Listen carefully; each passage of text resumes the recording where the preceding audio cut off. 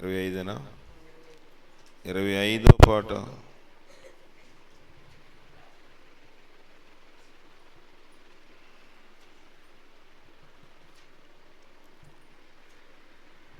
ఆనందం ఆనందం దీన దీన ఆనందం యేసు రాజున స్వంతమాయను.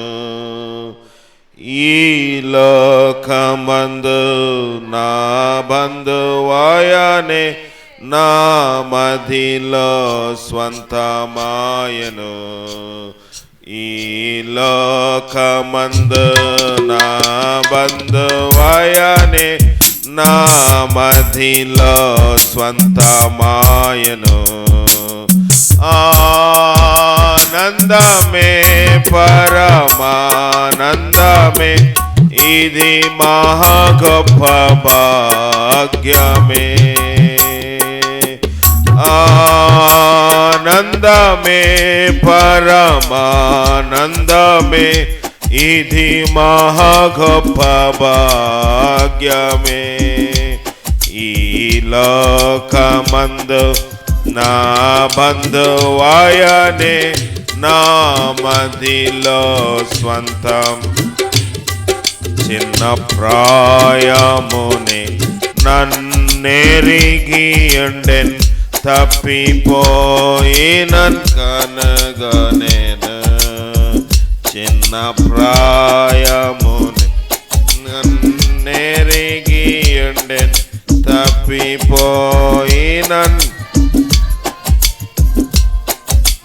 తనదు ప్రాణము నాకర్పించి జీవం పొందుమని చెప్పెను. తనదు ప్రాణము నాకర్పించి జీవం పొందుమని చెప్పెను. ఆనందమే పరమానందమే ఇది మహా గొప్ప భాగ్యమే.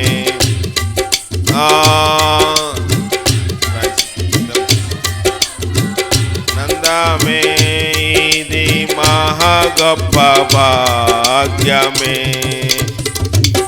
ఈ లోకమందు నా బంధువాయనే నా మదిలో స్వంతం. ఏ స్థితిలోనైనా ప్రభు ప్రేమతో విడువక కాపాడను. ఏ స్థితిలోనైనా ప్రభు ప్రేమతో నన్ను విడువక కాపాడను. తాను నమ్మి నాకు ఇచ్చిన ప్రభు వచ్చు వరకు కాచుకొందును. తాను నమ్మి నాకు ఇచ్చిన పనిని ప్రభు వచ్చు వరకు కాచుకొందును. ఆనందమే పరమానందమే ఇది మహా గొప్ప భాగ్యమే. ఆనందమే పరమానందమే ఇది మహా గొప్ప భాగ్యమే. ఈ లోకమందు నా బంధు నా మదిలో స్వంతమాయను. ప్రభు వచ్చు దినమున తన చేయి చాచి ప్రేమతో పిలిచి చేర్చుకొనును. ప్రభు వచ్చు దినమున తన చేయి చాచి ప్రేమతో పిలిచి చేర్చుకొనును. ప్రభు సమూహమందు అచటాయనతో ఆడి పాడి సంతోషించెదను. ప్రభు సమూహమందు అచటాయనతో ఆడి పాడి సంతోషించేదన్. ఆనందమే పరమానందమే, ఇది మహా గొప్ప భాగ్యమే. ఆనందమే పరమా, ఇది మహా గొప్ప భాగ్యమే. ఈ లోకమందు నా బంధువాయనే, నా మదిలో స్వంతమాయను. ఈ లోకమందు నా బంధువాయనే, నా మదిలో స్వంతమాయను. ప్రభువైన యేసుక్రీస్తు యొక్క ప్రశస్త నామమున మీ అందరికీ వందనాలు. కూటమి ఏర్పాటు చేసిన మన సహోదరులు శివ, అలాగే అనితకు, రత్నం గారికి, అలాగే ఇక్కడున్న శారమ్మ, అలాగే మన సహోదరులు సైమన్, శేషు, అలాగే భాగ్య జెసికా, వీరందరికీ, అలాగే మరి వారి కుటుంబంలో ఉన్న బ్యూలా, అలాగే ఇద్దరు యవనస్తులకు కూడా ప్రత్యేకమైన వందనాలు తెలియజేస్తా ఉన్నాను. కూడి వచ్చిన గాంధీనగర్ వారికి, అలాగే మన శివ యొక్క తల్లి గారికి, వారి ఇంకా సంఘ బిడ్డలు వచ్చే వారందరికీ కూడా ప్రత్యేకమైన వందనాలు. దేవుని వాక్యం చూసుకుందాం. ఇది ఏ కూటం అని చెప్పారు వీళ్ళు? స్తుతి కూటము. స్తుతి ఎందుకు మనం చెల్లించాలి? చాలాసార్లు మనం వింటున్నాం. కూటము ప్రార్థన ఎంతో మనకి అవసరము. ప్రార్థన చేయటం వల్ల అనేకమైన సమస్యల నుంచి దేవుడు మనకు విడుదల ఇస్తాడు. అయితే స్తుతిలోని ప్రాముఖ్యమైన పాత్ర ఈ లోకంలో ఎవరైనా వహించారు, ఈ లోకంలో ఎవరైనా చేశారు అంటే అది దావీదని మనం చెప్పవచ్చు. దావీదు ఒక మాట చెప్తా ఉన్నాడు. 8వ సంకీర్తన, కీర్తన గ్రంథము 8వ అధ్యాయము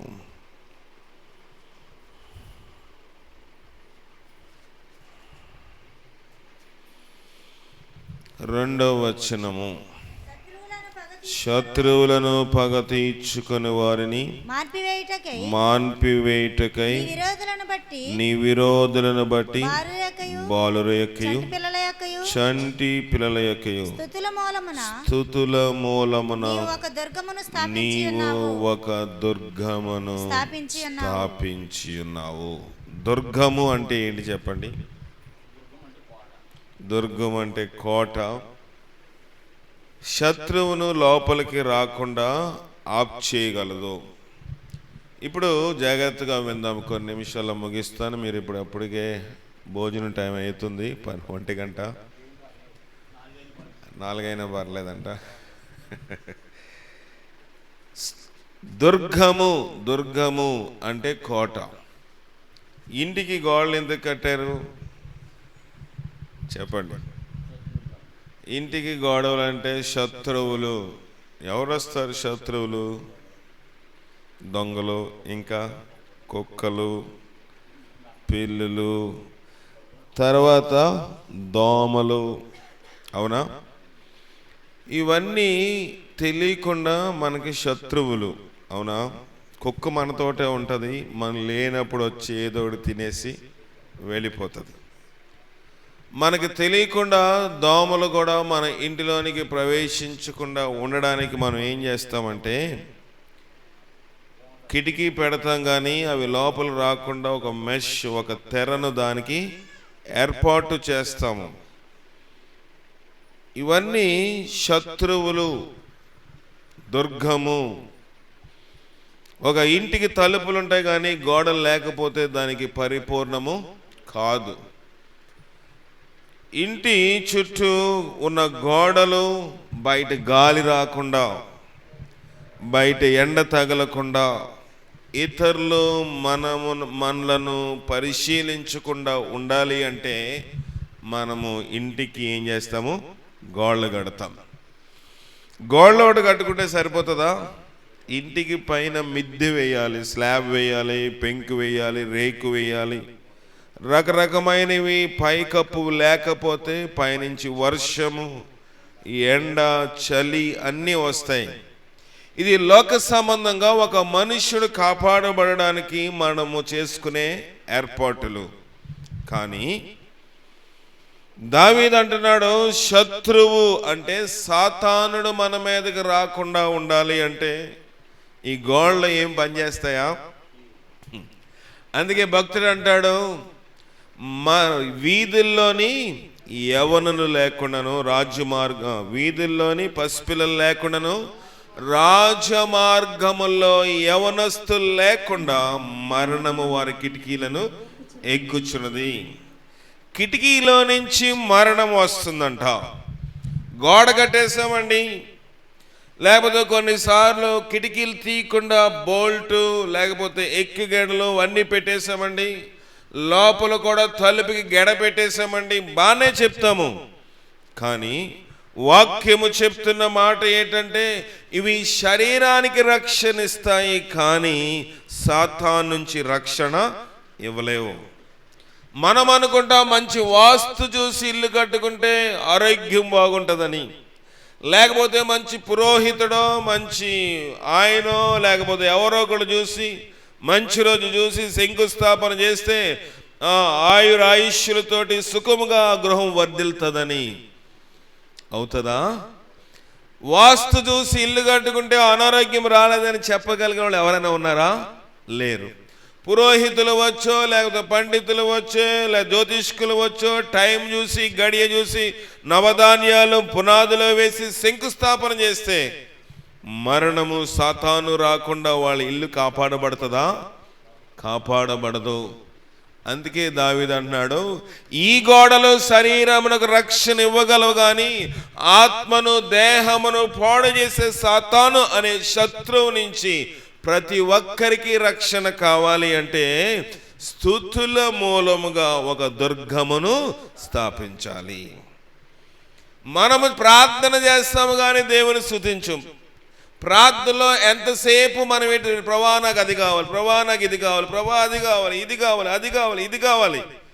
ప్రభా నువ్వు నాకు ఇది చేసావు, దానికి నీకు నేను స్తుతులు చెల్లిస్తున్నాను. ప్రభా ఈ దినము ఆరోగ్యం ఇచ్చావు ప్రభా, ప్రభా ఈ దినము ఆహారం ఇచ్చావు ప్రభా. నాయన ఒక ఉపమానం చెప్పేవా జరిగిన వృత్తాంతము. ఒక ఆయన బొగ్గు గనిలో పని చేసేవాడంట. ఎక్కడ? బొగ్గు గనిలో పని చేసేవాడంట. బొగ్గు గని అంటే ఎంతో లోతులోనికి వెళ్ళాలి, లోపల ఏమవుతుందో తెలియదు. అకస్మాత్తుగా గని కూలిపోతే లోపలే శవాలు అయిపోతారు. అలాంటి స్థితిలోని ఈ యవనస్తుడు అందులో పనిచేస్తూ ఉంటాడు. పనిచేస్తూ ఉంటే వాళ్ళ అమ్మ ప్రార్థన చేస్తూ ఉంటుంది. ఈయన కూడా ఏం చేస్తాడంటే భోజనం, మధ్యాహ్నం పూట భోజనం క్యారేజ్ తీసుకుని దాన్ని విప్పినప్పుడు ప్రభా ఈ ఆహారమును దీవించి ప్రభా అని ప్రార్థన చేస్తూ ఉంటాడు. చుట్టుపక్కల వారందరూ ఏం చేస్తారంటే ఆయన్ని అపహాస్యము, వేళకోళము, ఆట పట్టిస్తూ ఏ భక్తుడ్రా భక్తుడ్రా అని చెప్పి ఆయన వేళకోళం చేస్తూ ఉంటారు. ఒకరోజు ఏమైందో తెలీదు, ఆయన ఉన్న క్యారేజ్ ఇప్పి కొంచెం చేయగలుక్కోవడానికి అటు వెళ్ళేసరికి ఆ బొగ్గు గన్లోకి ఎలాగొచ్చిందో ఒక కుక్క అందులోనికి వచ్చింది. ఇతని క్యారేజ్ పట్టుకుని అది పంటితోటి పరుగున బయటకు వచ్చేస్తూ ఉంది. ఈయన సగం దూరం వచ్చేటప్పటికి 2 అడుగులు వేసేటప్పటికి అది ఇంకా వేగముగా కుక్క బయటకు వచ్చేస్తూ ఉంది. ఆ స్నేహితులను, రే ఆ క్యారేజ్ కాకపోతే మా క్యారేజ్ పెడతాను, వదిలేరా, కుక్క తిన్నది నువ్వేం తింటావు, దానింగిల్ నువ్వేమి మళ్ళీ ఆహారంగా తింటావు, మాకు పెడతాము రా. లేదు లేదు పోతే పోయింది అన్నం, క్యారేజ్ పోతే పోయిందిరా. ఇప్పుడు బొగ్గు గనిలోంచి వెళ్ళాలంటే నీకు వెళ్ళడానికి 1 గంట, రావడానికి 1 గంట పడుతుంది కనుక ఉండిపోండి. వినలేదు ఈ యవనస్తుడు. ఆ కుక్క వెంబడి పరుగున బయటకు వచ్చేసాడు. బయటకు వచ్చి చూస్తే కుక్క లేదు, క్యారేజ్ వదిలేసి పారిపోయింది. అమ్మయ్య క్యారేజ్ దొరికింది అంటేప్పటికి ఇటు చూసేటప్పటికి బొగ్గు గని మూసుకుపోయింది, కూలిపోయింది. లోపల ఉన్న వారందరూ చనిపోయారు. ఎందుకు ఈ మాట చెప్తున్నానంటే, అదే సమయంలో తన తల్లి ప్రార్థన చేస్తూ ఉంది. అదే సమయంలో ఈ యవనస్తుడు కూడా భోజనమును ప్రారంభించముందు, ప్రభువా నేడు మాకు ఈ ఆహారము నీవు ఇచ్చేవానికి దేవునికి కృతజ్ఞతలు చెల్లించాడు. అన్నం తిన్నాడా? తినలేదు, కానీ తన ప్రాణమును ఏం చేసుకున్నాడు? కాపాడుకున్నాడు. లోపల ఉన్న వారందరూ చనిపోయారు. లోపల ఆ గనిలో ఉన్న వారందరూ మరణమైపోయారు. ఎందుకు ఈ మాటలు చెప్తున్నానంటే, స్తుతుల మూలముగా నీ ఒక దుర్గమును స్థాపించుకోవాలి. ఎందుకంటే శత్రువు పగ తీర్చుకుంటాడంట. మనం అనుకుంటాం మన శత్రువులు మన పక్కింటోళ్ళు, మన తోటికోడళ్ళు, లేదా మన అత్తగారు. ఒక ఆయన కడుపులో పెద్ద కణితి ఉండిందంట. కణితి అంటే పెద్ద కాయ, క్యాన్సర్ లాంటిది ఉండింది. క్యాన్సర్ లేకుంటే ఆయన ఎక్కడికి వెళ్ళినా తగ్గలేదు. ఆయన దేవుని సేవకుల గురించి విని దేవుని సేవకులైన డానియల్ గారి దగ్గరికి వచ్చి ప్రార్థన చేయమన్నాడండి. ఏమని? అయ్యా నా కడుపులో పెద్ద కడుపు నొప్పి కణితి ఉంది, డాక్టర్లు నయం కాదంటున్నారు, కనుక ప్రార్థన చేయమంటే దేవుని సేవకులు అన్నారంట, నీకెవరైనా శత్రువులు ఉన్నారా? నీకెవరైనా శత్రువులు ఉన్నారంటే ఆయన కోపం వచ్చి వెళ్ళిపోయాడు. నాకు శత్రువులు ఉంటే ఈయనకెందుకు? ఈయన ప్రార్థన చేయమన్నప్పుడు నెత్తిమే చేసి నూనె రాసి నాకు ప్రార్థన చెయ్యాలి అంటే వెళ్ళిపోయాడు. వెళ్ళిపోయినా మళ్ళీ వచ్చే సంవత్సరానికి వచ్చేటప్పటికి మళ్ళీ ఆ కడుపు నొప్పి ఎక్కువైంది, కానీ తగ్గలేదు. మళ్ళీ దేవుని సాకుల దగ్గరకు వస్తే, అయ్యా గత సంవత్సరం నువ్వు వచ్చావు, నా జ్ఞాపకం ఉంది, మరొకసారి అడుగుతున్నాను, నీకు ఎవరైనా శత్రువులు ఉన్నారంటే అప్పుడు ఆయన అన్నాడంట, అవునయ్యా నాకు శత్రువులు ఉన్నారు. ఎవరో? మీ అన్నదమ్ములా? కాదండి. మరి ఎవరండి? మా అత్తగారే నాకు శత్రువు అన్నాడంట. ఎవరంట? మా అత్తగారే శత్రువు అని బొడ్డులోంచి ఇంత కత్తి తీసి అయ్యగారు చూపించి, అయ్యా చాలా కాంచి మా అత్తగారిని చంపాలని చూస్తున్నాను, కానీ ఆమె దొరకట్లేదు, కనుక మా అత్తగారే నాకు శత్రువు అండి. ఏ అత్తగారు? పిల్లనిచ్చిన అత్తగారే శత్రువు అంట. కనుక ఏం జరిగిందంటే, దేవుని సేవకులారా, అందువల్లే నీకు ఈ కడుపు నొప్పి వచ్చింది, నువ్వు వెళ్ళి మీ అత్తగారితో సరి చేసుకో. అత్తగారికి కత్తి చూపించి, అత్తయ్యా నేను చంపాలనుకున్నాను. ఒరే దుర్మార్గుడా, నువ్వు నాతోటే ఉండి నా పిల్లని ఇస్తానని. అయ్యా ఇలాంటి రకమైన శత్రుత్వము లోకములో, మనకి శత్రువులు అనేవారు లోకములో మనం అనుకుంటాము, మన అత్త శత్రువు, మన తోడుకోడలకు శత్రువు, మన మరిదిగారికి శత్రువు, మన బావగారి శత్రువు, మన భర్త శత్రువు, భార్య శత్రువు అనుకుంటాము. వీరందరిలోని శత్రుత్వము రేపేవాడు ఎవడు? సాతానుడు. అందుకే భక్తుడు అంటాడు, మనం పోరాడినది శరీరాలతో కాదు. మనం ఎవరితో పోరాడుతున్నామంట? ఎవరితో పోరాడుతున్నామో ప్రస్తుత సంబంధమగు. చదవండి, మనం పోరాడినది తీసి చదవండి వాక్యము.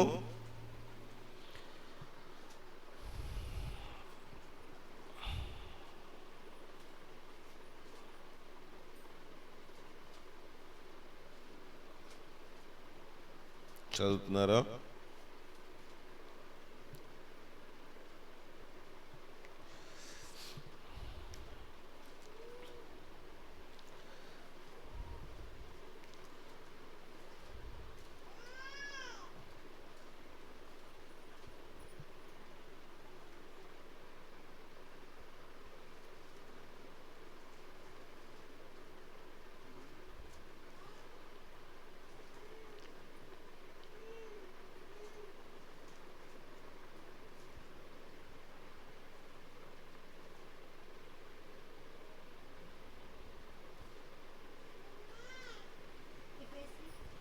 ఎఫెసీయులకు రాసిన పత్రిక 6వ అధ్యాయము చదవండి.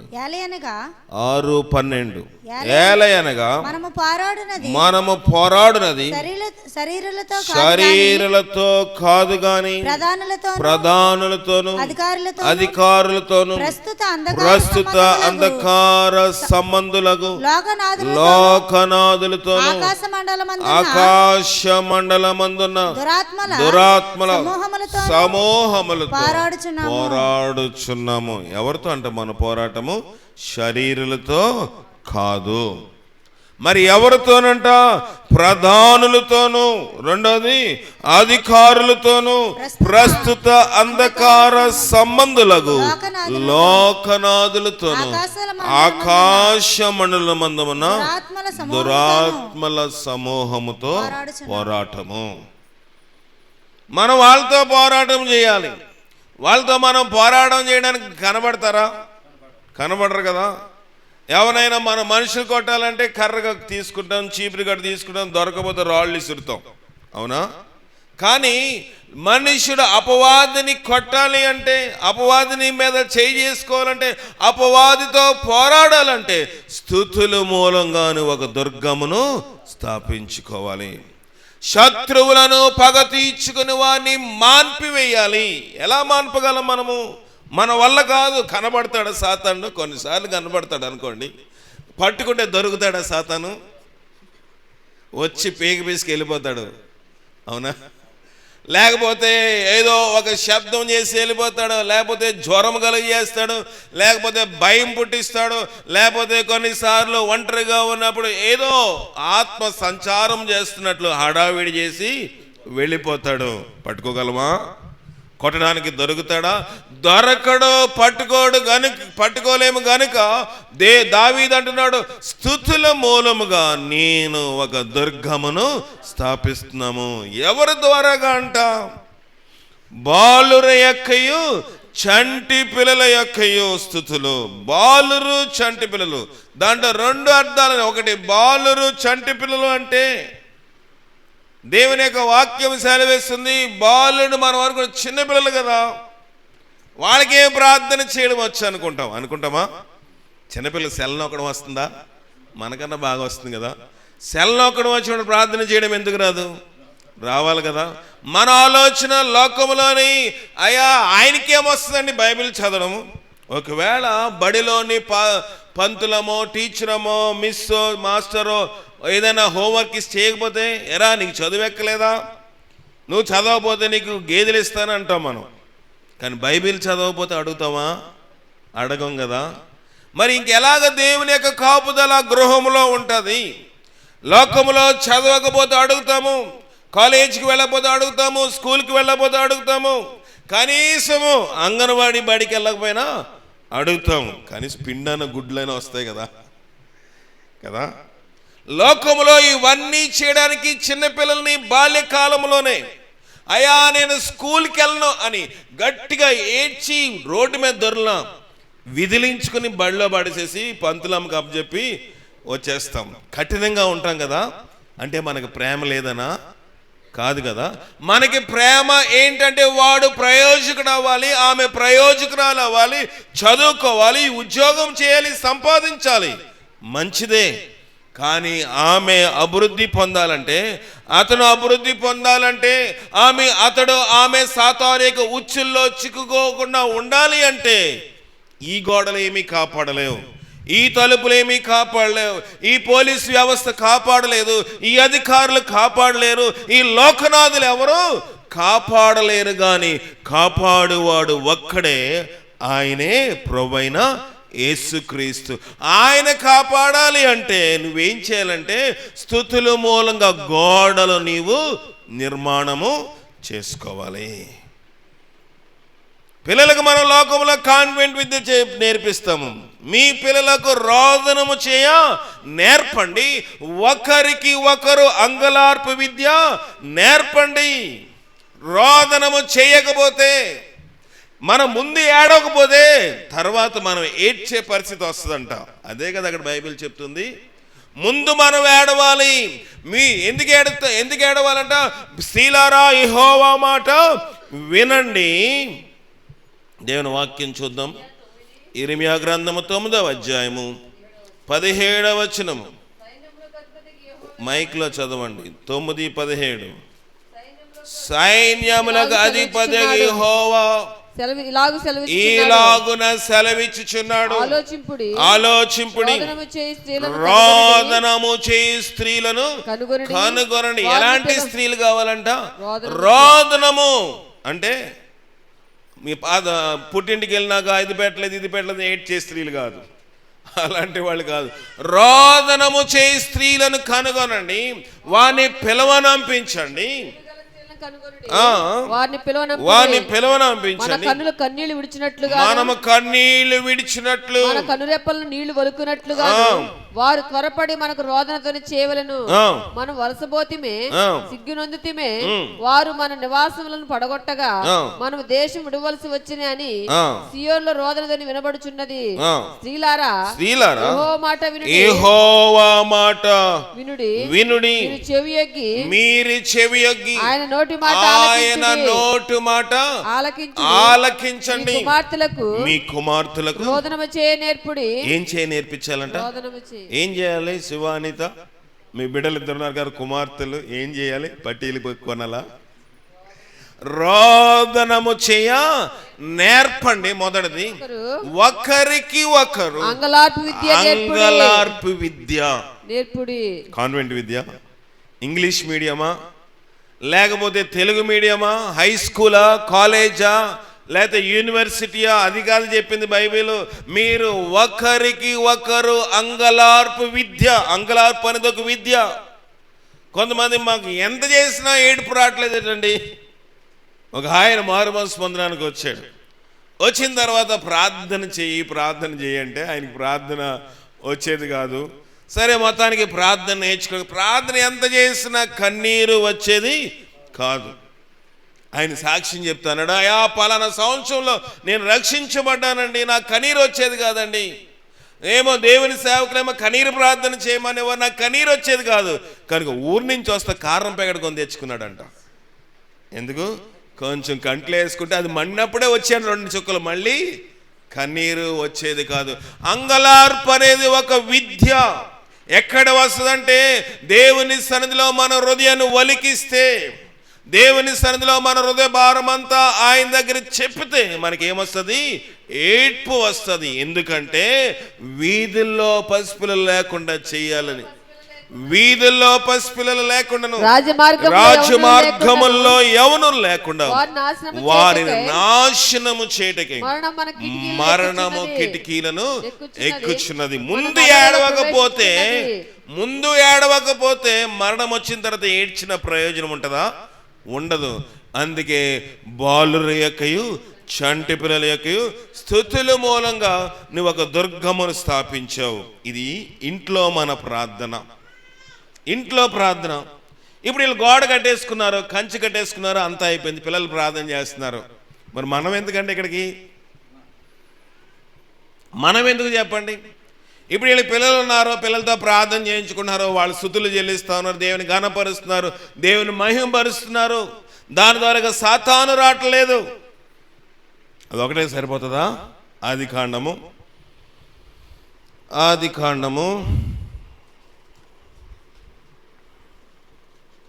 20వ అధ్యాయము 20వ అధ్యాయము 7వ వచనము. కాబట్టి ఆ మనుషుని భార్యను తిరిగి అతనికి అప్పగించుము. అతడు ప్రవక్త, అతడు నీ కోసము ప్రార్థన చేయును, నీవు బ్రతుకుతావు. ఇందాక బాలుర యొక్కయు చంటి పిల్లల యొక్కయు స్తుతుల మూలంగా దుర్గమని మనం ఒక పాఠం నేర్చుకున్నాం. రెండో పాఠము, ఇక్కడ అబ్రహాము అనే ఒక దైవజనుడు ఉన్నాడు. ఆ దైవజనుడి కోసము దేవుడు ఒక రాజుతో చెప్తున్నాడు, నీవు బ్రతకాలంటే నీకు ప్రార్థన ఎవరు చేయాలి? అబ్రహాము ప్రార్థన చేయాలి. ఎందుకంటే అతడు ప్రవక్త, అతడు నా సేవకుడు, అతడు నా దైవజనుడు, అతడు నా యొక్క ఇష్టానుసారుడు, అతడు నా స్నేహితుడు. ఎవరంట? అబ్రహాము. అబీమెలెకు అన్నాడు, నువ్వు బ్రతకాలంటే నీకు రాజ్యం ఉంది. అబీమెలెకు రాజ్యం లేదా? రాజ్యం ఉంది, మనుషులున్నారు, దాసదాసీలున్నారు, గొర్రె మేక మందులు ఉన్నాయి. లోకంలో ఏది కావాలన్నా ఇష్టానుసారంగా తిని త్రాగి జీవించగలడు అబీమెలెకు. కానీ ప్రభు అన్నాడు, అబీమెలెకు నీవు బ్రతకాలంటే అబ్రహాము నీ కోసము ప్రార్థన చేయాలి. ఒక ఇంటిలోనూ ఒక దైవజనుడిని ఎందుకు పిలుస్తారంటే వారి ప్రార్థన చేస్తే మనం ఏమవుతాము? బ్రతుకుతాము. మనం బ్రతకాలంటే మన ప్రార్థన ఒకటే సరిపోదు. బాలురు ఎక్కియు చంటి పిల్లలకు స్థుతుల మూలంగా దుర్గమును స్థాపించే శత్రువు మన మీద పగ తీర్చుకుండా ఆపేము, అంతవరకు సరిపోదు. రెండవ మాట ఏంటంటే నీ ఇంటిలోని దైవజనుడు వస్తే నువ్వేమవుతావు? బ్రతుకుతావు. నీవు దైవజనుడితోటి దేవుడు చెప్పాడు, ఆయనకి అక్కడ సమృద్ధిగా ఆహారం ఉంది, ఆయనకి ఏమీ లోటు లేదు. కెరూతు వాగు దగ్గర ఒక వృక్షము దగ్గర దాగి ఉంటే అక్కడ దైవజనుడికి ఏమి వంట వార్పు కార్యక్రమం లేకుండా భోజనం 3 పూటలు వస్తూ ఉంటే ప్రభు అన్నాడు, నువ్వు అక్కడవే తినుంటావా? నువ్వు అక్కడి వరకే, నీ ఒక్కడి కోసమే నేను ఏర్పాటు చేశానా? నువ్వు బాగా పొట్ట పెంచేలాగున్నావు, ఇక్కడి నుంచి లే అన్నాడు. ఎవరిని? దేవుడు ఏలియాని. ప్రభా ఎక్కడికి వెళ్ళమంటావు? సారేపతు అనే ఊరికి వెళ్ళు. ఎందుకు ప్రభా? అక్కడ ఇద్దరు చచ్చిపోవడానికి రెడీగా ఉన్నారు. చచ్చిపోయే వాళ్ళ నేనెందుకు ప్రభా సమాధి చేసినాడనక అనుకున్నట్లుగా వెళ్ళాడు. నువ్వు అక్కడ ఎదిరిన గ్రామం, అక్కడ ఒక ఊర్లో ఒక విధవరాలు ఉంది. నిన్ను గురించి ఆమెకు నేనేం చేశాను? ఆజ్ఞాపించాను, ఆమెకు తెలియజేశాను. నువ్వు అక్కడికి వెళ్ళు, సారేపతు అనే ఊరికి వెళ్ళు. ప్రభా నేను ఇక్కడ ఆహారం బాగానే ఉంది కదా, ఇక్కడ నేను సమృద్ధిగానే ఉన్నాను కదా, ఇక్కడ బాగానే ఉన్నాను కాదంటే నేను నీకు ఇచ్చింది నీ ఒక్కడి కోసం కాదయ్యా, నేను దైవజనుడిగా ఏర్పాటు చేసింది నీ మేలు కోసము, నీ కడుపు కోసం, నీ కుటుంబం కోసం కాదు. ఇద్దరు చనిపోబోతున్నారు, వాళ్ళు బ్రతకాలంటే నువ్వు అక్కడికి వెళ్ళాలి. ప్రభా ఎంతకాలం ప్రభా ఒకరోజు ప్రార్థన చేసి వచ్చేస్తాను అన్నట్లుగా వెళ్ళాడు. ఎవరు? ఏలియా. ప్రభు అన్నాడు, ఒక్కరోజు కదా, మళ్ళీ భూమి మీద నేను వర్షము కురిపించేవారు అక్కడే ఉండాలి నువ్వు. వాళ్ళ ఇంట్లో ఇంకేమి డబ్బులు లేవు, వాళ్ళ దగ్గర భోజనం లేదు, వాళ్ళ దగ్గర ఆఖరిగా ఇద్దరు తిని చచ్చిపోవడానికి నూనెలో బుడిలో కొంచెం నూనెను, తొట్టులో పట్టెడి పిండి మాత్రం తప్ప ఏమీ లేదు. దైవజనుడు ఆ ఇంటిలో ఎప్పుడైతే ప్రవేశించాడో బుడిలో నూనె తక్కువ అవ్వలేదు, తొట్టిలో పిండే తక్కువ అవ్వలేదు. 2 సరి సమానంగా వస్తూ ఉన్నాయి. ఏ రోజుకి ఆ రోజు కనబడతా ఉంది. ఎవరు వెళ్ళారు అక్కడికి? దైవజనుడు ఆ ఇంట్లోనికి వెళ్ళాడు. దైవజనుడికి మొదలు అప్పమిచ్చారు. అదంతా ఇప్పుడు చెప్పడానికి సమయం లేదు. కానీ ఆ దైవజనుడు వలన ఆ విధవరాలు తన కుమారుడు బ్రతికారు. ఇక్కడ అబీమెలెకు బ్రతుకుతున్నాడు, అక్కడ సారేపతు అనే ఊర్లోని విధవరాలు తన కుమారుడు బ్రతుకుతా ఉన్నాడు. దేవుడు దైవజనులను, దేవుడు సంఘ కాపరిని, దేవుడు ఒక సువార్థికుడును, దేవుడు తన బిడ్డల్ని ఏర్పాటు చేసుకుంది వాళ్ళ బ్రతుకు తెరువు కోసం కాదండి. నా బ్రతుకు తెరువు కోసం లోకంలో ఏదైనా ఉద్యోగం చేసుకున్నా, వ్యాపారం చేసుకున్నా బ్రతికేయచ్చు. ఆ బ్రతుకు కాదు, ఇతన్ని బ్రతికిస్తూ బ్రతకాలి దైవజనుడు. అబ్రహాము అబీమెలెకు కుటుంబాన్ని బ్రతికిస్తూ ఆయన బ్రతకాలి. అంతేనా అర్థము? ఇక్కడ సారేపతు అనే ఊర్లో ఎలీషా తాను బ్రతుకుతూ వాళ్ళను కూడా బ్రతికించాలి. ఏలియా క్షమించండి. ఎందుకు ఈ మాటలు చెప్తున్నానంటే చాలా మంది కనుక ఈ దినాల్లో అయ్యో సేవ చలో, మాకు అంత మంచి చందా వచ్చిందండి, కానుక వచ్చిందండి, మేము బాగా తిన్నామండి, బొజ్జ పెంచేయమంటాను కాదు ఈ పరిచర్య. ఈ పరిచర్య ఎందుకంటే నీ వాక్యము నా పాదములకు దీపము, నా త్రోవకు వెలుగైనది. నీ వాక్యమే నన్ను ఏం చేస్తుందంట? బ్రతికిస్తుంది. నిన్ను వాక్యం బ్రతికించాలంటే నీకు వాక్యము అనే భోజనం ఎవరు పెట్టాలి? దైవజనుడు వడ్డించాలి. వాక్యం నువ్వు చదువుకోలేవా? వాక్యం నీకు అర్థము కదా. కానీ బియ్యం ఉంటే భోజనం అయిపోతుందా? అవదు కదా. ఇంట్లో కాయగూరలు ఉన్నాయి, కూరగాయలు ఉన్నాయి, మాంసం ఉంది, అన్నీ ఉన్నాయి. కానీ దాన్ని వండి వడ్డించవలసిన బాధ్యత ఎవరికి ఉంది? ఇంట్లో ఆ గృహిణికి, ఆ ఇల్లాలకి ఉంటుంది. అలాగే వాక్యం ఉంది బైబిల్లో, చదువుకోగలము. మనకు విద్య వచ్చు, మన కళ్ళు కనబడకపోతే కళ్ళ జోడేసుకుని చదవచ్చు.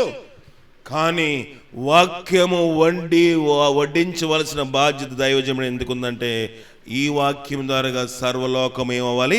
బ్రతకాలి. ఇది రెండవ అంశం. మొదటిది స్తుతుల మూలంగా దుర్గమును స్థాపించాము. రెండవదిగా దేని మూలంగా? దైవజనుడు ఇంట్లోనికి వస్తే వారి ద్వారా కుటుంబము బ్రతుకుతుంది.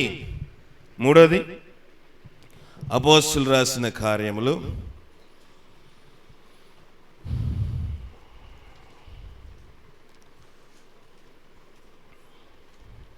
10వ అధ్యాయము, క్షమించండి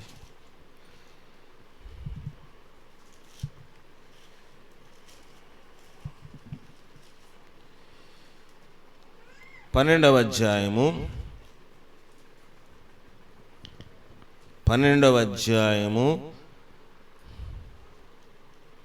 5వ వచనం. పేతురు చెరసాల్లో ఉంచబడెను. సంఘమైతే అతని కొరకు అత్యాశక్తితో దేవునికి ప్రార్థన చేయుచుండెను. మొదటిది ఎవరిదన్నాము? బాలుర యొక్కయు చంటి పిల్లల యొక్క స్తుతుల మూలంగా దుర్గమును స్థాపించాం. రెండవది, మనం బ్రతకాలి అంటే దైవజనుడి ప్రార్థన అవసరం. మూడవది, ఇక్కడ ఒక పెద్ద ఆయన, ఒక సేవకుడు, ఒక సంఘములోని ముఖ్యంగా ఉన్న పేతురు ఎక్కడున్నాడంట? చెరసాల్లో ఉన్నాడు. చెరసాల్లో ఉంటే మనం ఏం చేస్తాము? అదే పరిస్థితి మనకు వచ్చింది అనుకోండి. మన ఇంట్లో ఎవరైనా జైల్లోకి వెళ్ళడానికి ఏం చేస్తాము? ఇంట్లో పెద్దవాళ్ళని పిలుస్తాం, ఇంట్లో కొంచెం పలుకుబడి మాట్లాడే వాళ్ళని పిలుస్తాం, పోలీస్ స్టేషన్కి వెళ్తాం, లాయర్ని పట్టుకుంటాం, ఎలాగాలోని బెయిల్ పెట్టి బయటికి తీసుకురావాలనుకుంటాం. ఇక్కడ పేతురు చెరసాల్లో ఉంచబడితే సంఘము అతని కొరకు అత్యాశక్తితో దేవునికి ప్రార్థన చేస్తా ఉన్నారు. ఇది మూడవ ప్రార్థన. ఇందాక ప్రవక్త ప్రార్థన, అంతకుముందు చంటి పిల్లల యొక్క ప్రార్థన, ఇప్పుడు సంఘము యొక్క ప్రార్థన. సంఘము కూడా కావాలి. ఉగ్రత దినమందు ఆస్తి అక్కరకు రాదు. సంఘ ప్రార్థన అవసరము. చెరసాల్లో ఉంటే సంఘం ఎందుకండి? పోలీసు వాళ్ళు కావాలి కానీ, చెరసాల్లో ఉంటే లాయర్ కావాలి కానీ, చెరసాల్లో ఉంటే ఎమ్మెల్యే ఎవరికైనా ఫోన్ నెంబర్ తెలిసి ఆయనకి ఫోన్ చేయాలి కానీ, లేకపోతే మనకు తెలిసిన ఏదో పార్టీ నాయకుల ద్వారాగా వారిని విడిపించాలని మనం అనుకుంటాము. ఇక్కడ అలాంటి రికమెండేషన్లు ఏమీ లేవు. ఎప్పుడైతే పేతురు చెరసాల్లో ఉన్నాడో సంఘమంతా అత్యాశక్తితో దేవునికి ప్రార్థన చేస్తుందంట. సంఘమంతా ప్రార్థన చేస్తుంటే దేవుడు సంఘం యొక్క ప్రార్థన విన్నాడా, వినలేదా? అరే అయ్యగారి సంఘం నేను చూసుకున్నాను, మీరేం ప్రార్థన చేయవలసిన లేదు అన్నాడా దేవుడు? ఏమనలేదు. ఎప్పుడైతే సంఘం అత్యాశక్తితో ప్రార్థన చేస్తుందో పేతురున్న గదిలోని వెలుగు ప్రకాశించింది. చెరసాలలోనికి ఎవరు వెళ్ళారు? దేవదూతలు. సైతాను మనం ఎక్కడున్నా రాగలడు. అలాగే దేవుని దూత కూడా మనం ఎక్కడున్నా కూడా రాగలదు. చెరసాల సంకెళ్ళు నీ తుత్తు నీళ్ళు చేయగలిగే శక్తి ఎవరికి ఉంది? దేవుని దూతకుంది. చెరసాల్లోకి వస్తే చీకటంతా ఏమైపోయిందంట? చీకటంతా ఏమైపోయింది? వెలుగైందా? వెలుగైపోయింది కదా. ఇప్పుడు చెరసాల అనేది లోకము. చెరసాల అనేది ఈ లోకం యొక్క పాపము. మన సంకెళ్ళ చేత బిగించింది ఈ లోకము. నాకేం సంకెళ్ళు లేవండి, మమ్మల్ని గాజులు కూడా చేయించలేదని నాకు అనుకుంటుంది కదా. కానీ ఆ సంఖ్యల గురించి మాట్లాడలేదు. లోకం అనేది ఒక పాపము. పాపము చేయని నరుడు ఎవడని లోకంలో ఉన్నాడా? లేడు, ఒక్కడు లేడు. అందుకే దావీదు అంటున్నాడు, యెహోవా నేను నీ సేవకుడను, నీ సేవకురాలి కుమారునై ఉన్నాను, నువ్వు నా కట్లను విప్పి ఉన్నావు. కట్లు విప్పాలంటే దేవుడు కావాలి. కానీ అంతకుముందు ఎవరు కట్టేశారు మనల్ని? సైతాను ఖచ్చితంగా పాపము చేత కట్టాడు. ఇక్కడ పేతురు యొక్క వృత్తాంతం ఆత్మరూపముగా తీసుకుంటే, పేతురు చెరసాలంటే బంధకములో ఉన్నాడు. బంధకములో ఉన్న పేతురు కోసం ఎవరు ప్రార్థన చేశారు? సంఘము ప్రార్థన చేస్తే ఎవరు వచ్చారు? దూత వచ్చింది. వచ్చింది. ఏం తీసుకొచ్చింది దూత? వెలుగు తీసుకొచ్చింది. వెలుగు అనగా దేవుని యొక్క వాక్యం వచ్చింది. ఆ వాక్యం మిమ్మల్ని ఏం చేస్తుందంట? స్వతంత్రులుగా. వాక్యమైన స్వతంత్రం చేసేది, అవునా? మన యొక్క సంఖ్యలు విప్పేది వాక్యము. ఆ సత్యము మిమ్మల్ని స్వతంత్రులుగా చేస్తుంది. మన స్వతంత్రులుగా చేసేది సత్యము. కనుక పేతురుని గదిలోకి వెలుగు వచ్చింది. సంఖ్యలు వెలుగు ఎప్పుడైతే వచ్చిందో సంఖ్యలు పేతురు చేతిలోంచి ఊడి పడిపోయాయి. వాక్యం ఎంతకాలం నుంచి వింటున్నావు? నేను వాక్యం ఎంతకాలం నుంచి దేవుని ఆరాధన చేస్తున్నాము, దేవునికి వందనాలు చెప్తాము, మనుషులకు వందనాలు చెప్తాము, దైవజనులకు వందనాలు చెప్తాము, కానీ పాపం అనే సంఖ్యలు ఓడి పడకుండా నీ వందనాలు నా వందనాలు దేవునికి అక్కర లేదు. దేవుడు విరిగి నలిగిన హృదయమును ఆయన అలక్ష్యము చేయడు. ప్రభువా, నువ్వు బలిని కోరిన వాడు కాదు, కోరితే నేను అర్పిస్తాను. దేవా, విరిగిన మనసే నీకు ఇష్టమైన బలులు. విరుగుతున్నామా? సంఖ్యలు ఊడి పడిపోతే పేతురుతో అన్నాడు దూత, పేతురు నువ్వు త్వరగా లే. పేతురు త్వరగా లేచి నించున్నాడు. పేతురు లేచి నించిన తర్వాత పేతురుతో దూత చెప్తా ఉంది, నీ నడుం కట్టేసుకోయా అందా. నీ నడును బెల్ట్ పెట్టుకో బాబు, మనం మొలతాడెడతాం. నడానికి కావాల్సింది ఏంటి? బెల్ట్ అంటే ఏంటి? సత్యమనే దట్టి. సత్యమనే దట్టి మనకు ఉండాలి. నడుమునకు కట్టుకో. ఇంకేమంది? నీ వస్త్రము పైన వేసుకో, నీ పాదములకు చెప్పులు తొడుక్కో. ఏంటండి, వాక్యం కాదా ఇది? ఎప్పుడైతే పాపములో నుంచి మనం విడుదల పొందామో, నడానికి సత్యమనే దట్టి బెల్ట్, లెదర్ బెల్ట్. ఆ బెల్ట్ ఈ బెల్ట్ గురించి కాదు. ఒక బరువు మనం ఎత్తాలి అంటే, లోకంలో మనం పోరాటము చేయాలంటే నడుమునకు సత్యమనే దట్టి కట్టుకోవాలి. ఎఫెసీయులకు రాసిన పత్రిక 6వ అధ్యాయము 14, 6:14 మైక్లో చదవండి. 6:14 ఎఫెసీ 6:14 ఏలయనగా మీ నడుమునకు సత్యమని దట్టి కట్టుకో, నీతియను మైమెరుపు తొడుక్కో, నా పాదములకు సమాధాన సువార్త వలన సిద్ధ మనసును జోడేసుకో. 3 సత్యము అనే దట్టి, నీతని వస్త్రము, 3వది సమాధాన సువార్త వలన సిద్ధ మనసును జోడి. 3 వేసుకోవాలంట. పేతురుతో అదే చెప్పాడా? పేతురుతో దూత అదే చెప్పిందా? నీ నడుం కట్టుకో, నీ పాదాలకు వేసుకో. ఇంకేం చెప్పింది? సరిపోదు. ఈ 3 వేసుకున్న తర్వాత మొదటి కావలి దగ్గరికి వచ్చాడంట. ఎవరు? పేతురు చెరసాల మొదట డోర్ ఉంది అక్కడ. మొదట చెరసాల క్యాబిన్ దగ్గరికి వస్తే మొదటి చెరసాల తలుపులు ఏమైపోయింది? దాటేశాడు. మొదటి కావలి దాటేశాడు. First security దాటేశాడు. మొదటి సెక్యూరిటీ దాటడం అంటే ఏంటంటే, క్రీస్తు యొక్క శ్రమలకు నేను అంటుకట్టబడాలి. క్రైస్తవుడు అంటే ఏదో పాటలు పాడేసి, నా వాక్యం చెప్పేసి, మంచిగా భోజనం పెడితే తినేసి వెళ్ళిపోయి పడుకోవడం కాదండి. క్రైస్తవుడు అంటే మొదట వెలుగు. ఎప్పుడైతే వాక్యం వెలుగు నీ దగ్గరికి వచ్చిందో, వాక్య ప్రకారముగా వెలుగులోని రహస్య జీవితమును నీకు నాకు దేవుడు బయలుపరిచినప్పుడు ఆ కట్ల నుంచి విడుదల పొందాలి. రెండవదిగా, ఎప్పుడైతే కట్ల నుంచి విడుదల పొందామో, సమాధాన సువార్త వలన సిద్ధ మనసును జోడు వేసుకోవాలి. ఎక్కడికి వెళ్తాడు? గొడవలు తేకూడదు. కొంతమంది ఎక్కడికి వెళ్తాడు? గొడవలు తీసుకుని వస్తూ ఉంటారు, కలహాలు తీసుకొస్తారు, కయ్యమున కాలు దూవుతూ ఉంటారు. సమాధాన సువార్త వలన సిద్ధ మనసును జోడుండాలి. నడుమునకు సత్యం అనే దట్టి ఉండాలి. నీతని వస్త్రం ఉండాలి. ఈ 3 ధరించుకున్న తర్వాత క్రైస్తవుడు ఏం చేయాలంటే, క్రీస్తు యొక్క శ్రమలకు అంటూ కట్టబడాలి. ఇది అయిపోయిందంట. తర్వాత 2వ కావలి కూడా దాటేశాడు. ఎప్పుడైతే క్రీస్తు యొక్క శ్రమలకు అంటి కట్టబడ్డామో, ఒక అంటు ఎందుకు కడతారో? ఒక మొక్కకి ఇంకొక మొక్కకి చెప్పండి. ఈ మొక్కను తీసుకొచ్చి ఈ మొక్కకు అంటు ఎందుకు కడతారు? బేగా కాయలు కాయాలని. ఏ కాయలు? మంచి కాయలు కావాలని, చెడ్డ కాయలు కాయాలన్నా? మంచి కాయలు కాయాలని. నరుడు స్వాభావికంగా నరుని హృదయం వారి బాల్యం నుండి కేవలము చెడ్డది. చెడ్డ దాంట్లోంచి మంచి కాయలు వస్తాయా? కనుక ఏం చేయాలి? ఇప్పుడు మనము మంచి మొక్కకి అంటు కట్టబడాలి. ఈ లోకంలో ఏ మంచి మనిషి లేడు. మనం అనుకుంటాం పెళ్లి చేసేస్తే ఈ బ్రతుకు సెటిల్ అయిపోద్ది అనుకుంటాం. భర్త మంచోడు కాదు, భార్య మంచిది కాదు. ఏ భర్త ఏ భార్య కూడా స్వాభావికంగా మంచివాళ్ళు కాదు. కానీ మరి ఏం చేయాలండి? పెళ్లి చేసుకుంటే బ్రతుకు అన్నిటికి. చిన్నప్పుడు ఏదైనా ఎవడైనా గొడవ చేస్తే ఏమనేవారు? నేను నాన్న వచ్చి చెప్తాను, నాన్నకి ఏం చేస్తాడు? పెళ్లి చేసేస్తాడు. అంటే పెళ్లి సమస్తానికి కుదురుబాటు అని లోకం అనుకుంటుంది. కానీ పెళ్లితో అసలైంది మొదలవుతుంది. పెళ్లితో సమస్త శోధనలు వ్యాధులు ప్రారంభమవుతాయి. పెళ్ళైన తర్వాత కుదురుబాటు.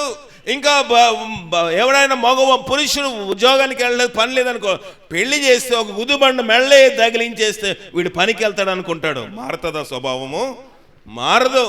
కనుక మన ప్రాచీన స్వభావం మంచిది కాదు. కనుక వాక్యం ఏం చెప్తుందంటే, నీవు నేను క్రీస్తు అనే స్వపురుషులకు అంటుకట్టబడాలి. క్రీస్తు అనే మంచి పురుషులకు అంటుకట్టబడాలి. అంటుకట్టబడితే నీలో నుంచి నాలో నుంచి కూడా మంచి ఫలములు ఆత్మ ఫలములు రావడము ప్రారంభిస్తాయి. ఆత్మ ఫలములు ఏమనగా అని ఒక లిస్ట్ ఇచ్చాడు కదా. ఆత్మ ఫలము లిస్ట్ ఎప్పుడు వస్తుందంటే, నీవు నేను క్రీస్తు అంటుకట్టబడాలి.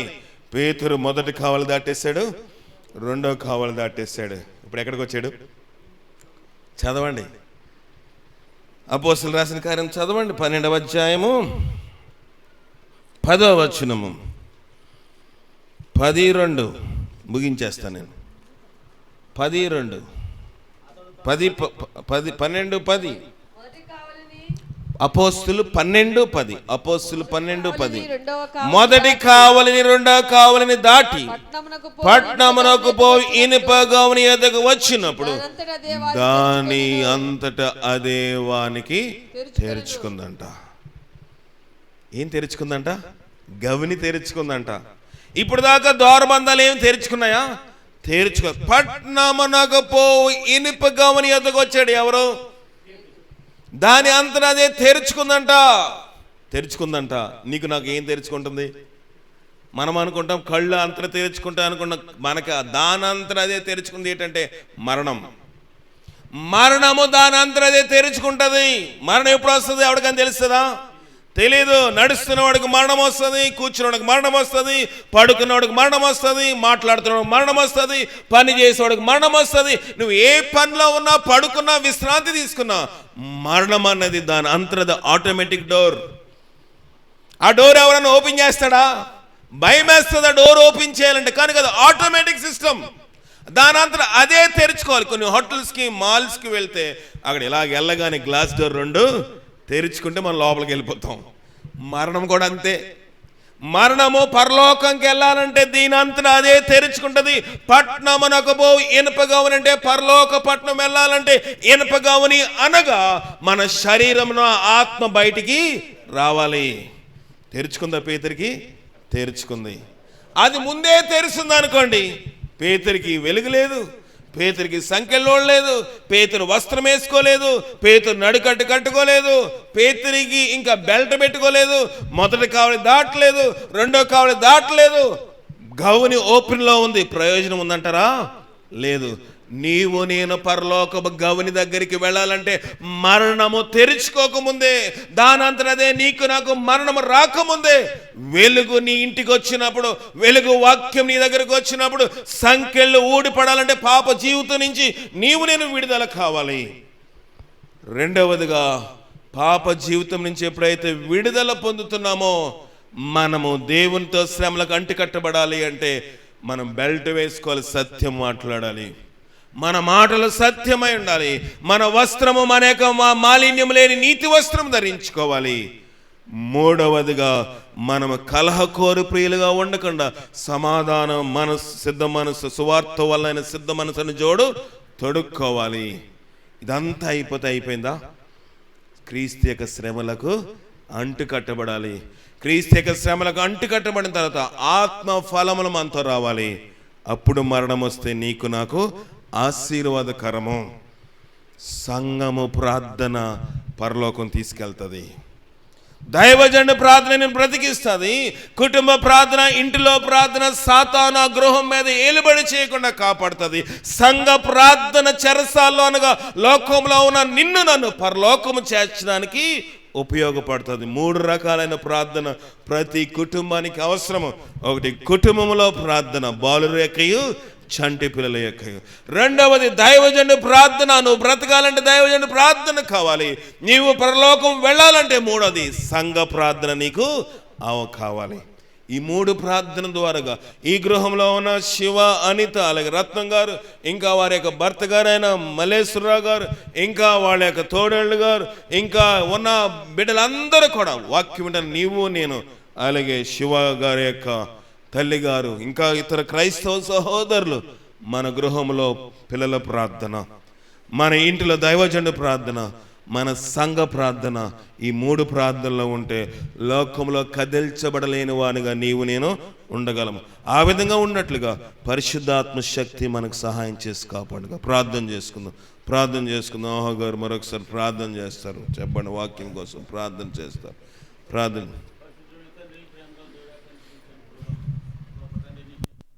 చేయండి ప్రభా, సహాయం చేయండి. ఓ దేవా తండ్రి, మరి ఎంత మంచి వాక్యం మరి మీ మధ్యాహ్న కాలం ముందు మాకు అందించినందుకు మీకు వందనాలు ప్రభా. మీ సేవకులను నిలబెట్టి ప్రభా ఈ గృహమును మీరు దర్శించినారు, మీకు వందనాలు ప్రభా. మరి ఈ గృహంలో మరణ దూతలు లేకుండా చేయండి. మరి చంటి బిడ్డలు ఉన్నారు కాబట్టి మరి కిటికీలు మరణం ఎక్కకుండా కాపాడడానికి ఎంతో ప్రార్థన కావాలి. మరి శివ, మరి తల్లి లలిత మరి ఎంతో ప్రార్థన చేయాలి ప్రభా. అటువంటి కృప బిడ్డలకు దయచేయండి. మెళుకు కలిగి ప్రార్థన చేయాలి. మెళుకుతో ఎప్పుడు కూడా ప్రభా ప్రార్థన చేసే భాగ్యం దయచేయండి ప్రభా. మరి కూటం పెట్టించుకున్నందుకు ఎంతో గొప్ప అవకాశం ఇచ్చినందుకు మీకు వందనాలు ప్రభా. మరి ప్రార్థన